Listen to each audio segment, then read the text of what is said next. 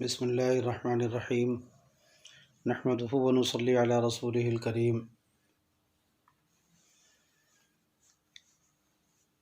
اس سے پہلے فروع الایمان کی یعنی ایمان کی 77 شاخوں میں سے پہلی مجلس میں 30 شاخوں کا بیان ہو چکا ہے جو دل سے متعلق تھی، اور دوسری مجلس میں 7 شاخوں کا بیان ہو چکا ہے، 7 شعبوں کا بیان ہو چکا جو زبان سے متعلق تھے، اور اب یہ تیسری اور آخری مجلس ہے۔ اس میں ان شعبوں کا بیان ہے جو باقی اعضاء سے متعلق ہیں، اور وہ 40 ہیں۔ 16 تو انسان کی اپنی ذات خاص سے متعلق ہیں، اور 6 اپنے اہل اور گھر والے اور اپنے متعلقین سے متعلق ہیں، اور 18 عام لوگوں سے متعلق ہیں۔ تو اب ان سب کی تفصیل ہوتی ہے۔ پہلے وہ 16 جن کا اپنی ذات خاص سے تعلق ہے، ان میں سے ایک ہے طہارت حاصل کرنا۔ طہارت معنی پاکی، طہارت حاصل کرنا، اس میں بدن کی پاکی، کپڑے کی پاکی، جگہ کی پاکی، وضو کرنا، غسل کرنا، جنابت سے یعنی جو مردوں کی ناپاکی ہوتی ہے اس سے، اور حیض اور نفاس سے جو عورتوں کی ناپاکی ہوتی ہے اس سے اپنے آپ کو پاک کرنا، یہ سب کچھ داخل ہے۔ دوسری چیز ہے نماز کا قائم کرنا، اس میں فرض اور نفل اور قضا نمازیں سب آ گئی۔ تیسری چیز ہے صدقہ دینا، اس میں زکوٰۃ، صدقہ فطر اور غریبوں کو یا اپنے دوست احباب کو کھانا کھلانا اور اپنے مہمانوں کو کھانا کھلانا، یہ سب چیزیں داخل ہیں، قربانی بھی اس میں ہے۔ چوتھی چیز ہے روزہ، فرض روزہ، نفل روزہ، نذر کا روزہ۔ پانچویں چیز ہے حج اور عمرہ۔ چھٹی چیز ہے اعتکاف، شب قدر کو تلاش کرنا بھی اس میں آ گیا۔ اور ساتویں چیز ہے اپنے دین کو بچانے کے لیے کہیں بھاگ نکلنا، اس میں ہجرت بھی آ گئی۔ بھاگ نکلنے سے کیا مراد ہے وہ آگے ہم وضاحت کریں گے۔ آٹھویں چیز ہے نظر پوری کرنا۔ نویں چیز ہے قسم کا خیال رکھنا، جو آدمی قسم کھاتا ہے اللہ کی قسم کھا لی تو اس کا خیال رکھنا۔ 10ویں چیز ہے کفارہ ادا کرنا۔ 11ویں چیز ہے بدن کو چھپانا نماز میں اور غیر نماز میں، یعنی ستر کا بیان ہے۔ اور 12ویں چیز ہے قربانی کرنا۔ 13ویں چیز ہے جنازے کی تجہیز و تکفین و تدفین۔ 14ویں چیز ہے دین ادا کرنا، قرض ادا کرنا۔ 15ویں چیز ہے معاملات میں سچائی اختیار کرنا اور ناجائز معاملات سے بچنا۔ 16ویں چیز ہے سچی گواہی دینا اور اس کو نہ چھپانا۔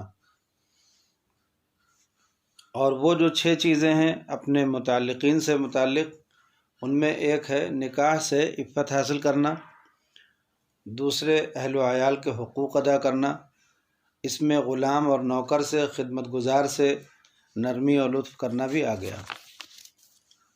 تیسری چیز ہے والدین کی خدمت اور ان کو ایذا نہ دینا۔ چوتھی چیز ہے اولاد کی پرورش کرنا۔ 5ویں چیز ہے رشتہ داروں سے حسن سلوک کرنا۔ 6ٹھی چیز ہے اپنے آقا اور مالک کی اطاعت کرنا۔ اور 18 جو عام لوگوں سے متعلق ہیں وہ ان میں سے ایک ہے حکومت سے عدل کرنا، دوسرے مسلمانوں کی جماعت کی اطاعت کرنا، تیسرے حاکموں کی اطاعت کرنا، چوتھے لوگوں میں اصلاح کر دینا۔ اس میں جو باطل فرقے کے لوگ ہیں ان کے ساتھ معاملہ کرنا بھی شامل ہے۔ 5ویں چیز ہے نیک کام میں مدد دینا۔ 6ٹھی چیز ہے نیک بات بتلانا۔ 7ویں چیز ہے بری بات سے منع کرنا۔ 8ویں چیز ہے جہاد کرنا، اس میں سرحد کی حفاظت بھی آ گئی۔ 9ویں چیز ہے امانت ادا کرنا، اس میں جو خمس نکالتے ہیں یا عشر وغیرہ نکالتے ہیں وہ بھی آ گیا۔ ایسے ہی قرض، 10ویں چیز ہے قرض دینا کسی ضرورت مند کو۔ 11ویں چیز ہے پڑوسی کی خاطرداری کرنا۔ 12ویں چیز ہے اچھے معاملے کو اچھی طرح کرنا۔ اور 13ویں چیز ہے مال کو اس کے موقع پہ خرچ کرنا، اس میں فضول خرچی سے بچنا بھی آ گیا۔ 14ویں چیز ہے سلام کا جواب دینا۔ 15ویں چیز ہے چھینکنے والے کو جواب دینا، یعنی جب وہ الحمدللہ کہے تو جواب میں رحمک اللہ کہنا۔ 16ویں چیز ہے لوگوں کو نقصان نہ پہنچانا۔ 17ویں چیز ہے لہو و باطل سے بچنا۔ 18ویں چیز ہے ایذا دینے والی چیز جیسے کانٹا، ڈھیلا، اینٹا وغیرہ راستے سے ہٹا دینا۔ اور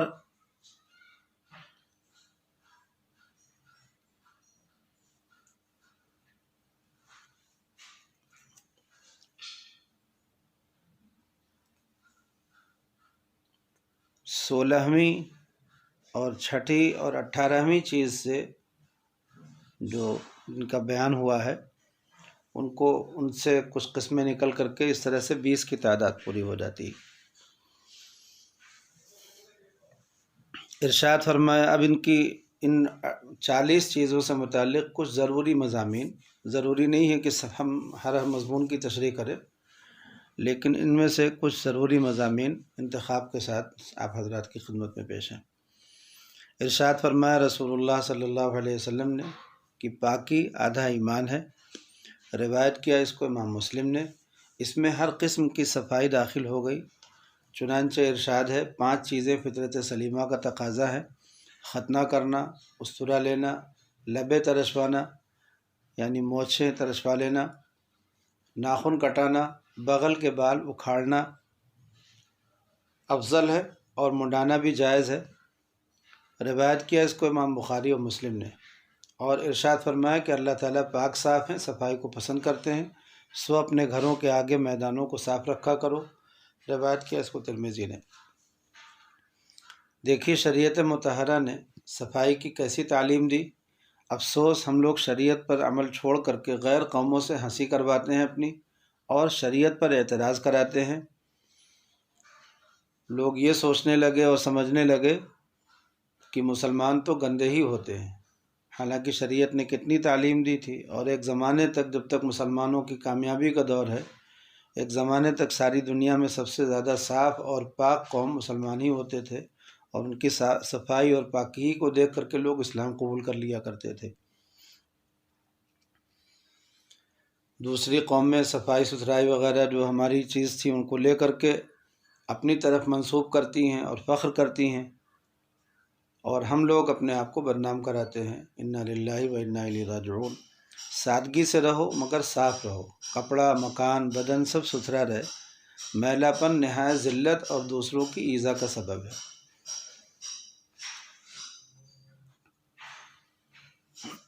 نماز کی فضیلت کے سلسلے میں مختلف روایات ہیں، اور حضرت نے آگے ان کی تفصیل ذکر کی ہے۔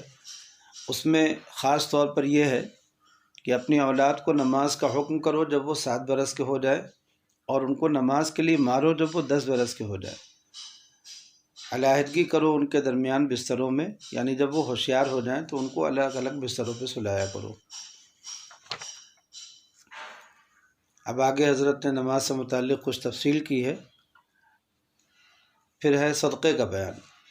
حضرت ابو ہریرہ رضی اللہ تعالیٰ عنہ سے روایت ہے، آپ صلی اللہ علیہ وسلم نے ارشاد فرمایا کہ جس شخص کو اللہ تعالیٰ نے مال دیا ہو اور وہ اس کی زکوٰۃ نہ دیتا ہو، قیامت کے دن وہ اس کا مال ایک گنجے سانپ کی شکل بنا دیا جائے گا جس کی آنکھوں پر نقطے ہوں گے۔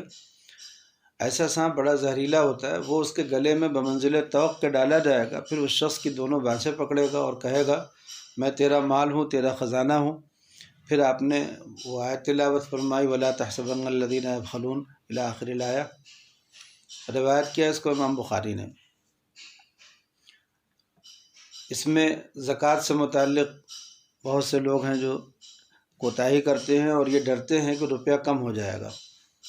صاحب و تجربہ ہو چکا ہے کہ زکوٰۃ و صدقہ دینے سے مال کبھی کم نہیں ہوتا۔ اگر اس وقت کسی قدر نکل جاتا ہے تو دوسرے موقع پر اس سے زیادہ آ جاتا ہے، حدیث شریف میں بھی یہ مضمون آیا ہے۔ دوسرے یہ کہ اپنے نفس کے مزے کے لیے ہزاروں روپیہ خرچ کر ڈالتے ہیں، وہ بھی تو کم ہی ہوتا ہے۔ اور سرکاری ٹیکس اور ان سب چیزوں میں بہت کچھ دینا پڑتا ہے، وہ بھی تو آخر اپنے مال میں سے کمی ہی ہوتی ہے، نہ دو تو باغی و مجرم قرار دیے جاؤ۔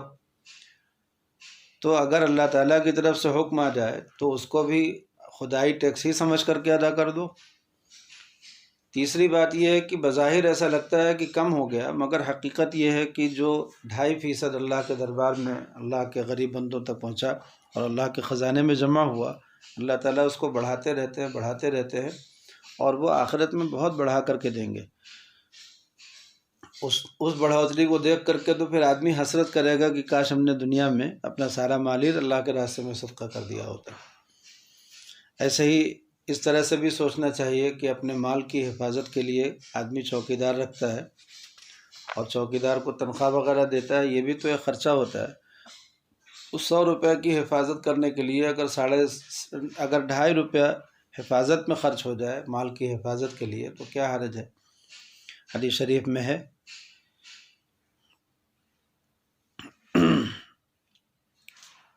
تو اس میں یہ بھی ہے حدیث شریف میں کہ تجھ پر زکوٰۃ واجب ہوئی اور تو نے اس کو نہ نکالا ہو تو یہ حرام اس حلال کو ہلاک کر ڈالتا ہے۔ یعنی جو مال زکوٰۃ کی رقم کا 2.5% اپنے پاس بچا رہ گیا وہ اس 97.5 کو ہلاک کر دیتا ہے۔ سو اپنے مال کی حفاظت کے لیے چوکیدار کی تنخواہی سمجھ کر کے دے دیا کرو۔ صدقہ فطر، حضرت ابن عباس سے روایت ہے کہ انہوں نے آخر رمضان میں ارشاد فرمایا کہ اپنے روزے کا صدقہ نکالو۔ رسول اللہ صلی اللہ علیہ وسلم نے یہ صدقہ مقرر فرمایا ہے، 1 صاع چھوارا ہو، کھجور ہو یا جو ہو یا آدھا صاع گیہوں ہو، ہر شخص پر خواہ آزاد ہو یا غلام، مرد ہو یا عورت، بچہ ہو یا بوڑھا۔ تو اب اس کی آج کل کے حساب سے جو مقدار ہے وہ 1 کلو 666 گرام یہ مقدار بنتی ہے نصف صاع کی۔ تو اس کا جو دوگنا ہوگا وہ 1 صاع کا ہوگا۔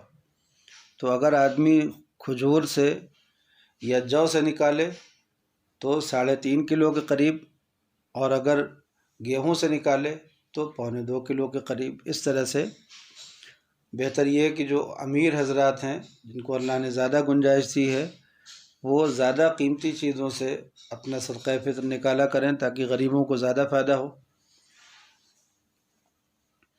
اس کے علاوہ مال میں زکوٰۃ اور صدقہ فطر کے علاوہ بھی کچھ حقوق ہیں، جیسے کوئی بھوکا ہو تو اس کو کھانا کھلانا، کوئی جس کے پاس کپڑے نہ ہوں اس کو کپڑے پہنا دینا، کوئی ضرورت مند ہو اور ہمارے پاس اپنی ضرورت سے زائد پیسے ہوں تو اس کو اس کی ضرورت پوری کر دینا، اپنے متعلقین، اپنے رشتہ داروں، اپنے پاس پڑوس کے لوگوں کی مدد کرتے رہنا، پڑوسیوں کا خیال رکھنا، یہ سب بھی مال میں حقوق ہیں۔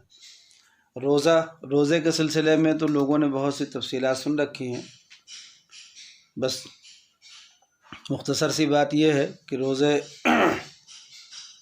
روزے کے بارے میں آپ صلی اللہ علیہ وسلم نے فرمایا کہ روزہ ڈھال ہے، اور جب تم میں کوئی روزہ رکھے تو فحش باتیں نہ کرے اور شور و غل نہ مچائے۔ اگر کوئی گالی گلوچ کرنے لگے یا لڑنے لگے تو یوں کہہ دینا چاہیے کہ بھائی میرا تو روزہ ہے۔ پھر روزے کے سلسلے میں جو کوتاہیاں ہو رہی ہیں، بہت سے لوگ پیسے والے ہیں، گنجائش والے ہیں اور روزے سے جی چھڑاتے ہیں، کہتے ہیں بھوک پیاس کی تاب نہیں۔ بڑے تعجب کی بات ہے، اگر حکیم صاحب کسی بیماری میں فرما دیں کہ 4 وقت کا فاقہ کرنا نہیں تو مر جاؤ گے، تو حضرت 4 وقت کی جگہ احتیاطاً 5 وقت کا فاقہ خوشی سے کرنے کو تیار و مستعد ہو جائیں گے۔ افسوس خدا کا حکم حکیم کے حکم کے برابر بھی نہ ہو۔ اب اس میں روزے میں بھی فرض روزے ہوتے ہیں، جیسے رمضان شریف کا روزہ، نظر کا روزہ، کفارے کا روزہ اور قضا کا روزہ، اور جو جانور لے جاتے ہیں حج میں، ہدی جس کو بولتے ہیں، تو اس کے بدل کا روزہ، اور ایک نفل روزے ہیں جس میں عید کے 6 روزے ہیں، ذی الحجہ کے 9 دن ہیں، خاص طور پر اس میں عاشورہ کا روزہ، شعبان کی 15ویں تاریخ کا روزہ، محرم کا روزہ، اور باقی غیر معین جب چاہے آدمی روزہ رکھ لے تو یہ نفلی روزے ہیں۔ اور کچھ روزے ممنوع ہیں، جیسے عید کے دن کا روزہ رکھنا، بقرعید کے 3 دن بلکہ 4 دن، تو سال بھر میں 5 دن روزہ رکھنا منع ہے۔ ایسے ہی عورت کے لیے اپنے شوہر کی اجازت کے بغیر نفلی روزہ رکھنا منع ہے۔ پھر اس کے بعد بیان ہے حج اور عمرے کا، اور اس کی تفصیلات بھی انشاءاللہ حیات المسلمین کے سبق میں ہوں گی۔ حج سے متعلق جو لوگ غلطیاں کرتے ہیں ان کا بھی بیان ہے، حجاج کے متعلق کچھ مشورہ ہے۔ اعتکاف کے بارے میں حضرت عائشہ سے روایت ہے کہ رسول اللہ صلی اللہ علیہ وسلم رمضان شریف کے اخیر عشرے میں اعتکاف فرمایا کرتے تھے، یہاں تک کہ اللہ تعالیٰ نے آپ کو وفات دی۔ پھر آپ کی بیویاں اعتکاف کرتی تھیں آپ کے بعد، روایت کیا اس کو بخاری اور مسلم نے۔ اور حضرت ابن عباس سے روایت ہے کہ رسول اللہ صلی اللہ علیہ وسلم نے ارشاد فرمایا معتکف کے حق میں کہ وہ تمام گناہوں سے رکا رہتا ہے اور اس کو نیکیوں کا اتنا ثواب ملتا ہے جیسے تمام نیکیاں کرنے والوں کو۔ اعتکاف کی غرض کیا ہوتی ہے؟ اعتکاف کی غرض ہے شب قدر کو تلاش کرنا اور اللہ کے چوکھٹ پر اور دروازے پر جا کر کے پڑ جانا کہ وہ اپنے گناہوں کی معافی کرا کر کے ہی اٹھنا ہے۔ اس کے لیے ضروری ہے کہ آدمی عبادت میں اور توبہ میں اور استغفار میں اور ذکر میں اپنے اوقات کو گزارے۔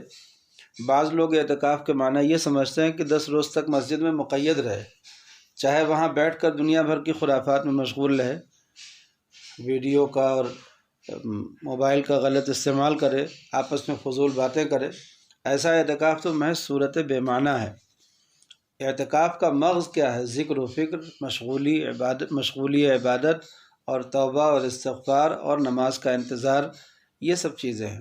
طاق راتوں میں خاص طور پر شب قدر کا احتمال غالب ہوتا ہے، تو ان راتوں میں جس قدر ممکن ہو شب بیداری کرے۔ یہ ضروری نہیں کہ پوری رات جاگے، خاص زبان بھی لڑکھڑانے لگے، رکوع سجدے میں سہو بھی ہو جائے، نیند کے جھونکے سے گر پڑے۔ ایسی حالت ہو تو تھوڑی دیر کے لیے سو رہنا چاہیے۔ شریعت کا حکم یہ نہیں کہ اپنے آپ کو ہلاک کر ڈالو، بلکہ شریعت کا منشا یہ ہے کہ کاہلی اور بے رخی اور غفلت نہ ہو، بس اللہ کی دھن رہے۔ ایسے ہی ایک سبق ہے، شعبہ ہے ہجرت۔ حضرت ابو سعید خدری رضی اللہ تعالیٰ عنہ سے روایت ہے کہ رسول اللہ صلی اللہ علیہ وسلم نے ارشاد فرمایا کہ تھوڑے ہی دنوں میں ایسی حالت ہو جائے گی کہ مسلمان کا سب سے بہتر مال وہ بکریاں ہوں گی جن کو وہ لے کر کے پہاڑوں کی چوٹیوں پر یا بارش کی جگہوں پر چلا جائے گا، اور اپنے دین کو بچاتا ہوا، اپنے دین کو بچانے کے لیے فتنوں سے۔ اس کو روایت کیا امام بخاری اور مسلم نے۔ اور آپ صلی اللہ علیہ وسلم نے فرمایا کہ ہجرت ان گناہوں سے جو پہلے ہو چکے ہیں ان تمام گناہوں کو ختم کر دیتی ہے۔ تو اب آج کل کے زمانے میں ہجرت کیا ہے کہ اگر کسی شہر یا بستی میں رہتے ہوئے اپنے آپ کو گناہوں سے بچانا ممکن نہ ہو، دین کے ضائع ہو جانے کا خطرہ ہو، تو وہاں سے بشرط قدرت کی شرط تو ضروری ہے، بشرط قدرت اس جگہ کو چھوڑ کر کے کسی دوسری ایسی بستی میں چلا جائے جہاں جانا ممکن بھی ہو، جس کی اجازت بھی ہو، اور وہاں رہ کر کے اپنے دین کی حفاظت کی جا سکتی ہو۔ جیسا کہ آج کل بہت سی کالونیاں ہیں جہاں مسجدیں نہیں ہیں، بہت سی بستیاں ایسی ہیں جہاں پر دین کو بچا پانا بڑا مشکل ہے، تو ایسی جگہوں کو چھوڑ کر کے ایسی جگہ چلا جانا چاہیے جہاں پر مسلمانوں کو اپنا ماحول ملے، مسجد ملے اور اپنے دین کی حفاظت ہو سکتی ہو۔ ایسے ہی نظر پوری کرنا۔ حضرت عائشہ رضی اللہ تعالیٰ عنہ سے روایت ہے، آپ صلی اللہ علیہ وسلم نے فرمایا کہ جو شخص نظر مانے کہ اللہ کی اطاعت کرے گا تو اطاعت کرنا چاہیے، اور جو نظر مانے کہ اللہ کی نافرمانی نہیں کرے گا، اللہ کی نافرمانی کرے گا یعنی کوئی گناہ کرے گا، تو اس کو چاہیے کہ نافرمانی نہ کرے، یعنی وہ اپنی نظر پوری نہ کرے۔ معلوم یہ ہوا کہ نظر ماننا جائز کاموں کے لیے اور پھر اس کو پورا کرنا ضروری ہے، اور ناجائز کاموں کی اگر کسی نے نظر مانی ہو تو اس نظر کو پورا کرنا ضروری نہیں ہے بلکہ اس کو توڑنا ضروری ہے۔ اس زمانے میں بہت سی نظریں ایسی مانی جا رہی ہیں جو گناہ اور بعضی تو شرک ہیں۔ ایسے ہی قسم کی حفاظت کرنا۔ اللہ تعالیٰ نے فرمایا وَاحْفَظُوا أَيْمَانَكُمْ، اپنی قسموں کی حفاظت کرو۔ ایک تو یہ ہے کہ غیر اللہ کی قسم نہ کھائے، غیر اللہ کی قسم کھانا شرک ہے، عملی شرک ہے۔ بہت سے لوگ باپ کی قسم کھاتے ہیں، ماں کی قسم کھاتے ہیں، کہتے ہیں کہ اگر میں جھوٹا ہوں تو مجھ کو ایمان نصیب نہ ہو۔ یہ بڑی سخت باتیں ہیں، اس سے ایمان جا بھی سکتا ہے۔ دوسرا یہ کہ جب بھی قسم کھائے، اللہ کی قسم کھائے تو وہ بھی ہمیشہ سچ کھائے۔ حضرت ابو ہریرہ سے روایت ہے، آپ صلی اللہ علیہ وسلم نے فرمایا کہ خدا کی قسم مت کھاؤ مگر جب کہ تم سچے ہو۔ اگر جھوٹی قسم اللہ کی کھائے گا تو بہت خطرے کی بات ہے۔ تیسرا یہ کہ زیادہ قسم بھی نہ کھاؤ، اس لیے کہ اس میں اللہ کے نام کی بے حرمتی ہے۔ جھوٹے لوگ جو ہوتے ہیں زیادہ قسمیں کھاتے ہیں۔ چوتھی چیز یہ ہے کہ اگر شرع کے موافق کسی عمل پر قسم کھائی تو اس کو پورا کرے، اور اگر خلاف شرع ہے تو مثلا کسی گناہ کے کام پر قسم کھائی ہے، جیسے کسی سے تعلق توڑنے پر، رشتہ داری توڑنے پر، کسی مسلمان سے نہ بولنے پر، تو ایسی قسم کو توڑ ڈالنا واجب ہے اور کفارہ دینا بھی واجب ہے۔ قسم کا کفارہ کیا ہے؟ قسم کا کفارہ یہ ہے کہ 10 مسکینوں کو، غریبوں کو کھانا کھلاؤ 2 وقت پیٹ بھر کر کے، یا ان کو ایک ایک جوڑا کپڑا دے دے 10 غریبوں کو، یا ایک غلام آزاد کرے۔ اب ان تینوں میں تو اختیار ہے، جو چاہیں کر لیں۔ اگر ان تینوں میں سے کوئی بات بھی نہ کر سکتا ہو، یعنی اتنا غریب ہو، تو پھر کیا کرے؟ 3 روزے لگاتار رکھے۔ اکثر لوگ 3 روزوں پر ٹال دیتے ہیں، یعنی کھانا وانا نہیں کھلاتے، روزہ ہی رکھ لیتے ہیں۔ تو جو لوگ کھانا کھلانے کی طاقت رکھتے ہوں ان کے لیے روزہ رکھنا جائز نہیں ہے۔ ایسے ایک کفارہ ہے قتل کا، ایسے ایک کفارہ ہوتا ہے زہار کا۔ اپنی بیوی کو اپنے اوپر حرام کرنے کے لیے کبھی کبھی آدمی ایسے کر دیتا ہے کہ اپنی ماں سے یا بہن سے یا کسی محرم رشتہ دار سے تشبیہ دے دیتا ہے، تو یہ زہار کہلاتا ہے۔ اس جملے کو توڑنے کے لیے کفارہ دیا جاتا ہے۔ اس میں بھی وہی ہے، کفارہ ہے کہ اول غلام آزاد کرے، وہ نہ ہو تو 2 ماہ لگاتار روزے رکھے، اگر اس پہ بھی قدرت نہ ہو تو 60 مسکینوں کو 2 وقت پیٹ بھر کر کے کھانا کھلائے، تب پھر بیوی حلال ہو جاتی ہے۔ ایسے رمضان کا کفارہ، کوئی روزہ جان بوجھ کر کے توڑ دے تو اس روزے کی قضا بھی رکھنی پڑے گی اور کفارہ بھی دینا پڑے گا۔ اور یہ کفارہ بھی وہی ہے کہ اول غلام آزاد کرے، اس کی گنجائش نہ ہو تو 2 ماہ لگاتار روزہ رکھے، اگر اس کی بھی قدرت نہ ہو تو 60 مسکین کو 2 وقت پیٹ بھر کر کے کھانا کھلائے۔